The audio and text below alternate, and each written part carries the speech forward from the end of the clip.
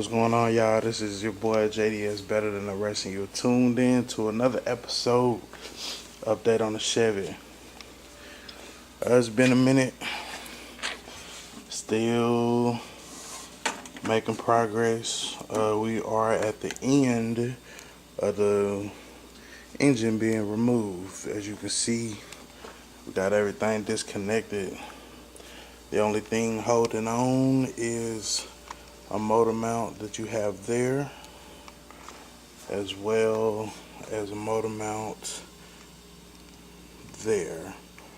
Once we get those two done, as well as the intake manifold, the exhaust manifold, instead of trying to get in there, it's a real tight spot. What we're gonna do, or what we started to do, is cut the exhaust manifold off down at the level of the exhaust where it meets. As you can see here, we did make one cut right there, but it wasn't exactly where we needed it to be. That just goes to the other side. What we do need to cut is actually going to be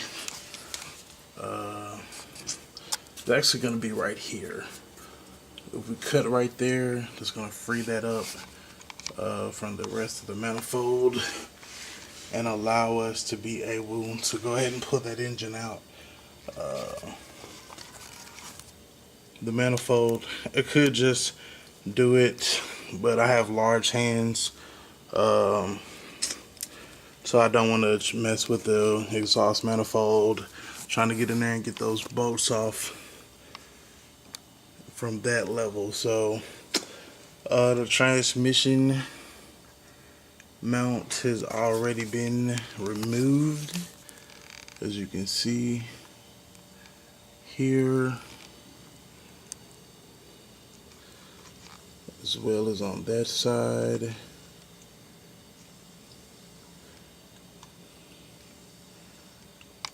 So it should be ready to pull on out here shortly. What I'm waiting on is some more blades. Excuse me, some more blades for my saw here. The ones that I have worn down.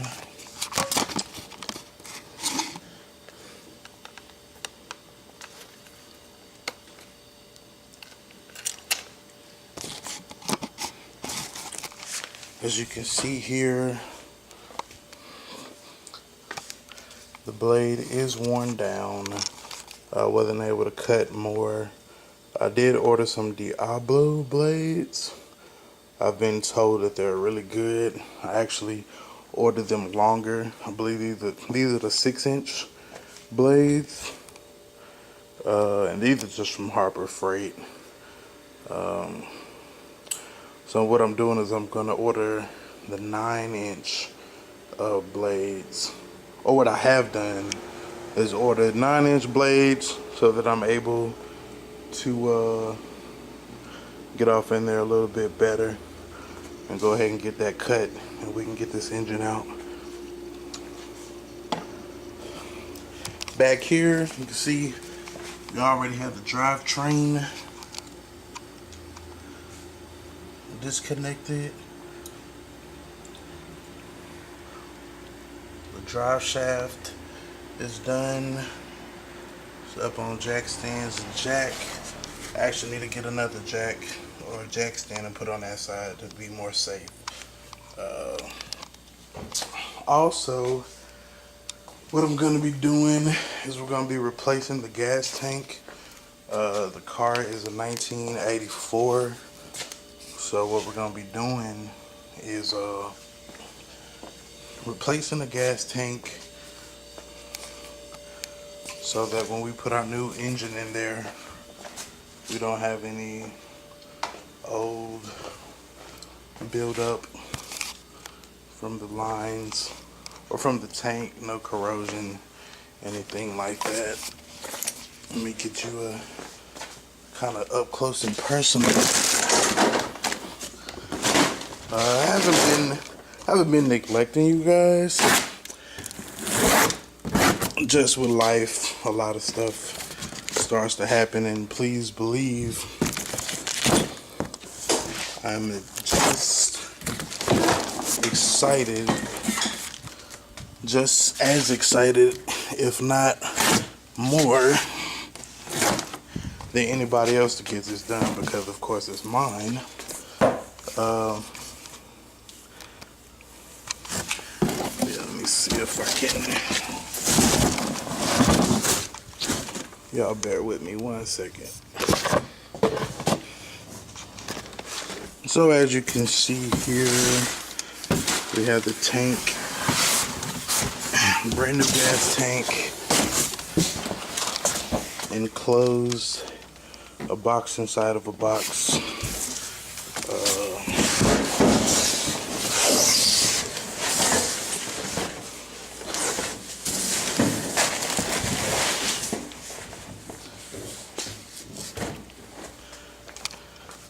The part number for this tank is GM411 Bravo.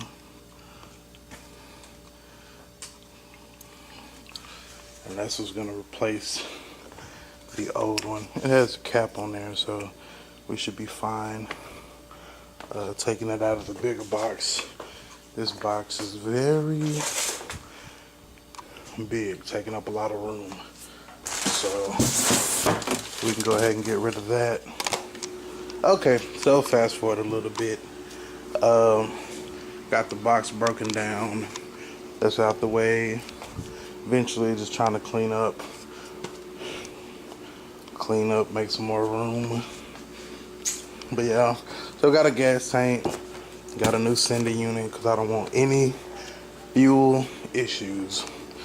At the end of the day, it will not be a fuel related issue when I try to crank this car.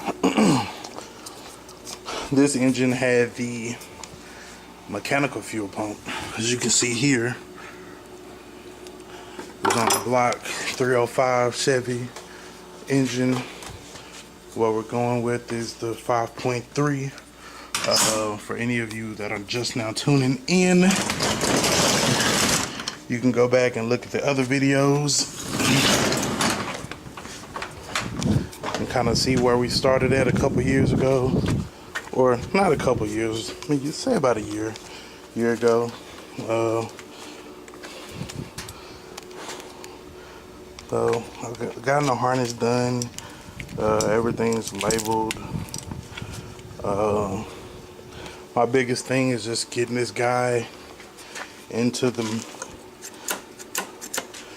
getting it set off in the car. That's the next major step. Also have to get the bell housing changed. This 4L60E came off a Trailblazer, so we have to get the one get the bell housing, or we have the bell housing for the V8 motor.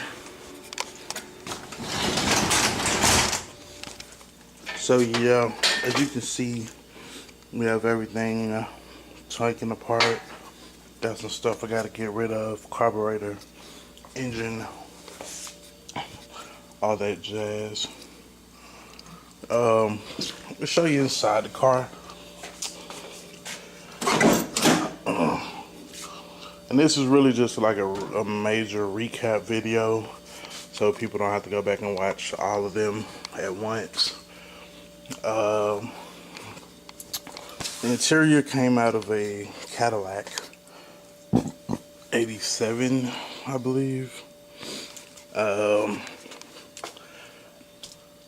So the 87 Cadillac interior went straight into it. GM fits like that.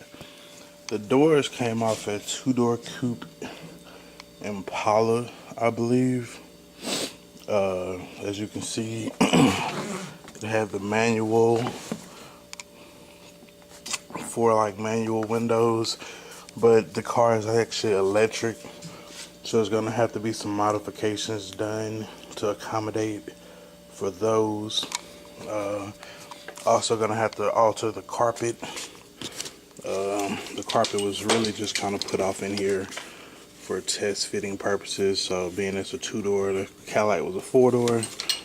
I'll have to get that to match.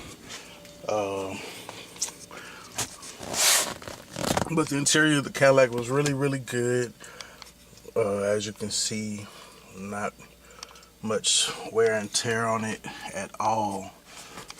Some on the driver's seat, but I mean that's really good considering the year and everything.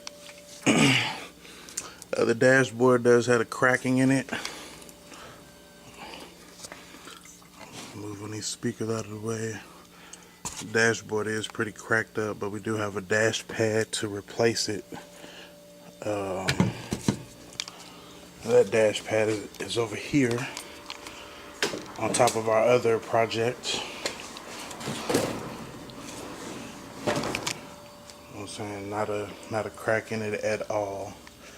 So that's gonna be real good for our project.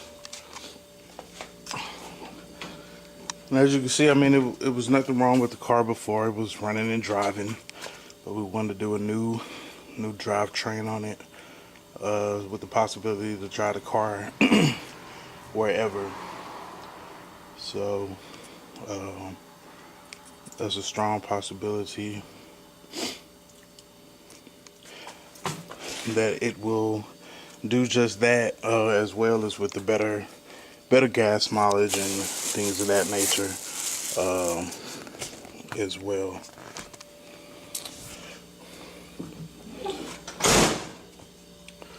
So yeah, for the most part, we will be bringing you another update in the coming 2 or 3 weeks as we get more progress done. I know you guys saw the time lapse from a week or 2 ago where we showed the progress, me working on the car. So it's slowly but surely getting there. It is a project. Make sure I keep you guys in the loop.